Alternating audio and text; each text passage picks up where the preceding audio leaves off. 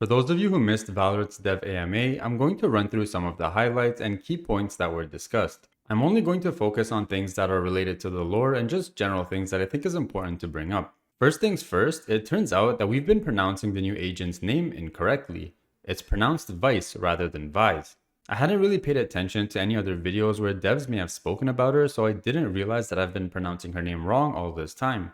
We even got some backstory as to why this name was picked. The first idea that comes to everyone's head is that, oh, Vice and Vines because she has abilities which are actual vines.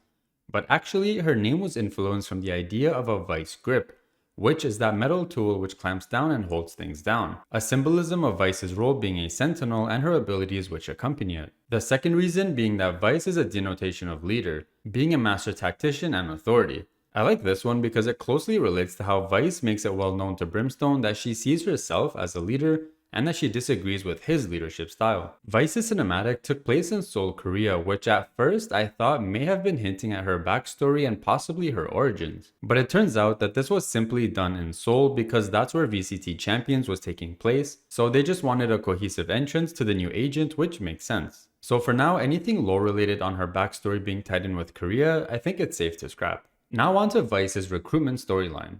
The devs didn't really give us that much information on her past, however, based off the key points in time that we were hinted about being important, I think we were given some confirmation on some theories that we currently have going. Hey all, I'm just a reminder, Joe Colleen, Parm Cheesy, and yeah, here to share a little bit about Vice's lore. And as always, we're gonna leave plenty of room for like mystery solving and theory crafting for all of you. Like, honestly, I'm always amazed at how y'all like dig through our scattered Easter eggs and teasers and clues and inferences, and y'all construct your theories. And then, honestly, even more amazed when we reach those moments where we as Valorant do confirm something big, and a bunch of you end up getting to like beat your chests and go, "Yo, we called it. We were right." So, wanna preserve that for all of you. So when it comes to Vice, right, I'm definitely seeing the question over and over, right? Who is the person behind those big glowing eyes? And our team spent a lot of time figuring out the logic for each piece of her. So rather than spill every secret, I can place some of those puzzle pieces that do already exist, that are findable, into that like larger context of Valorant's overall story, and kind of cover the road to her recruitment to Valorant. So yeah, the earliest traces of Vice's Valorant recruitment story stretch all the way back to the story of Sunset. If you were there for part of that journey, right, the agents had discovered Kingdom's construction of a dangerous portal in Los Angeles, in Gecko's hometown, and Valorant resolved to destroy it, only to discover that the personnel most closely related to that scientific endeavor were being systematically eliminated by a hitman, and that hitman was ISO. And ISO's mysterious employer had a larger agenda behind wanting those individuals dead. And I'd say that that agenda may offer clues as to their interest in Vice and their intent behind her captivity.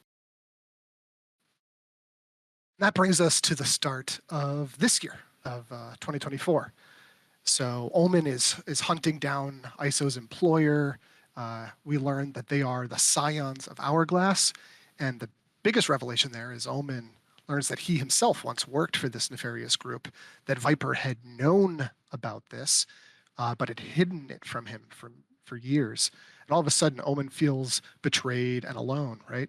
Believing that his closest allies see him as this monster that he'd always feared himself to be.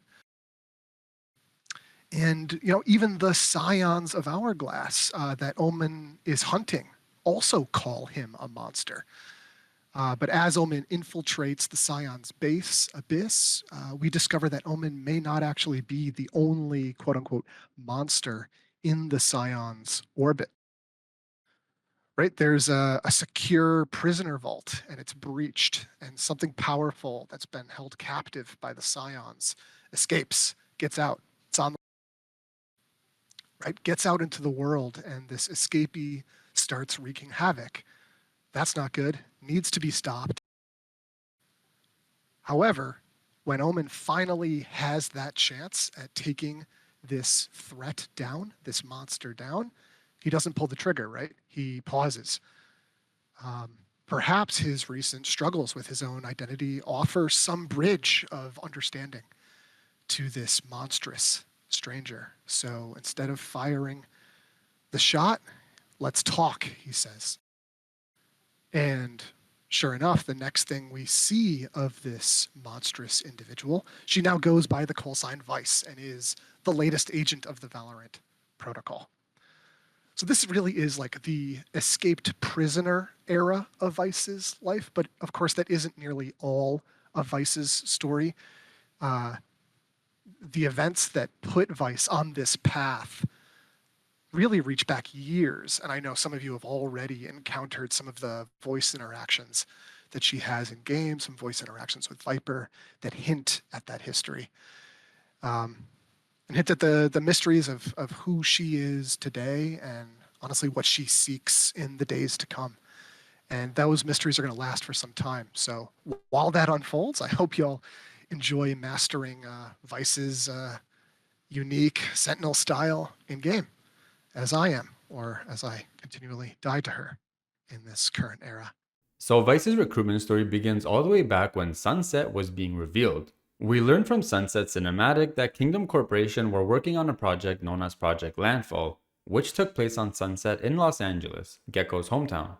Part of this project involved the use of radivores, which is how Gecko was able to break into the facility and steal a couple of them, which he currently has.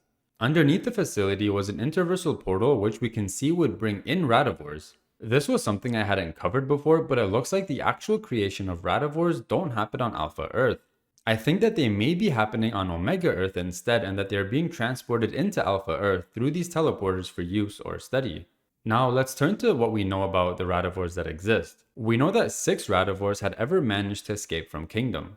At the time of the release of the Sunset Cinematic, this number was actually 5. The 6th radivore, Radivore ZN35, had escaped afterwards, which is where that announcement on Sunset comes in. So my question here is, where is this radivore?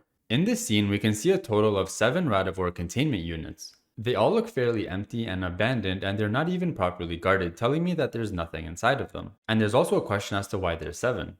But then just as the protocol begin to attack the facility, we have another RCU come in through the Interverse teleportal, and this one actually has a creature inside it. What we get next is the team working together and ultimately blowing up the portal and consequently the entire facility. Once this explosion occurred, the blast was destructive enough to cause a large sinkhole to form and destroy the surrounding buildings. The explosion may also have been destructive enough to destroy a certain container holding a certain creature which had just come through the portal. What happened to this creature? Where did it go? My theory, and it sounds kind of weird and strange considering how it looks in the cinematic, is that this could very well be directly related to VYSE. I'm not sure, but what if that creature inside is VYSE herself being brought through the portal from Omega Earth? Another theory that I have is that during the blast that occurred, one of the scientists in the facility, and that scientist being VYSE herself, could have fused together with this creature, creating this Radiant Radivore hybrid. These are just theories of mine that I came up with. There isn't much to confirm the latter part of it, but there is definitely a large correlation between whatever was inside this container and VYSE. We then get pointed out in the Dev AMA how ISO had been systemically eliminating scientists from Kingdom associated with this project. We already know that the Scions have a goal of containing knowledge of Radianite, which they've pretty much failed at this point. But there's also a bigger picture that we don't know when it comes to ISO's boss, this guy. He didn't just order ISO to eliminate random scientists at Kingdom. He specifically said to eliminate those who are involved with this project, which relate to the Interverse Portal and Radivores. One of the things that we as a community were told to think about when it comes to the lore is the question, what may the Scions have been after by sending ISO to take out the Sunset scientists? This basically tells us that the point of killing the scientists wasn't to silence them, it was to retrieve something. And that something, once again, could have been that container holding the Radivore. Fast forward to the Reckoning cinematic and we have Omen encountering ISO's boss face to face, where Omen learns a bit about his past and that he himself used to work for the Hourglass. I think it's safe to say that during the timeline of this cinematic, VYSE was currently being held captive and being tested on in Abyss.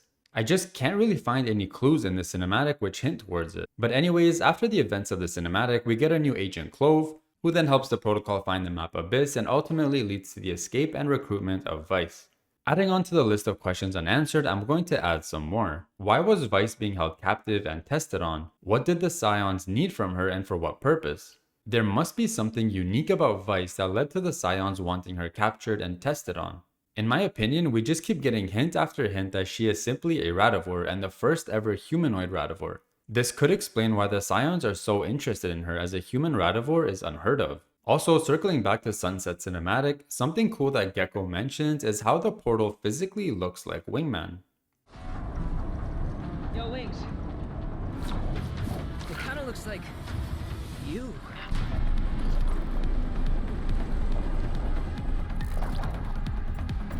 And he was able to then go inside the portal, destroy it, and come back unharmed. This could be a trait that all Radivores may have, interversal travel without any effects. Considering how the Scions want to keep Radianite a secret and used ISO to take down scientists working with Radivores, now that the Scions got their hands on a Radivore themselves, they may see it as an opportunity to experiment and weaponize VYSE's power for their own gain. Once again, this is all speculation and theory, but it's really fun and interesting to try and figure out what's going on here. The final cool piece of information about VYSE that we got in the AMA was her metal bending powers. It is a radiant ability, and basically her metal is Radianite metal unique only to her. So the metal used in VYSE's abilities cannot be found anywhere else, it simply doesn't exist. Only VYSE can create it, which is pretty cool. And that's basically it with the recap on the Dev AMA on VYSE. I hope you guys got to learn a little bit more about VYSE, I know I sure did. And if you want to listen to the entire thing so you can hear more about the marketing, art, development, and lore from the team themselves, they did say that they'll be uploading the whole thing to Valorant's channel so you can watch it there. I hope you guys enjoyed this video, don't forget to leave a like and subscribe if you did, and please leave your thoughts in the comment section below. I love reading what you guys think about the lore, whether you agree or disagree, and what ideas you guys have yourselves. There's also links in the description on related lore content so you guys can catch up and follow along. Thanks for watching, and I'll see you all in the next one.